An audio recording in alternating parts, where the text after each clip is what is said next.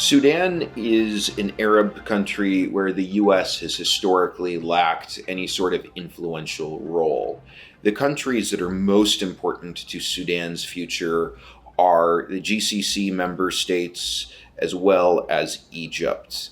There is no doubt that Saudi Arabia, the UAE, and Egypt have been very nervous about ways in which Sudan's transition into the post Bashir period could unfold in manners that undermine these countries' interests. These important countries have given support to Sudan's army, if you will. This is the Sudanese deep state, and this has been about their efforts to be the ones driving or at least heavily influencing the transition in Sudan. At the same time, the Gulf crisis, which continues to regionalize, has had an impact on Sudan, with the rivalry between Doha on one side and Abu Dhabi and Riyadh on the other playing out.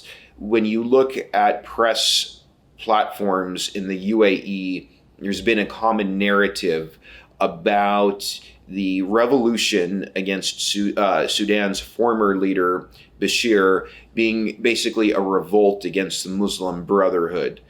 At the same time, when we look at media outlets in Qatar and Turkey, there's been a depiction of the quote-unquote transitional government being kind of a puppet of the UAE and Saudi Arabia.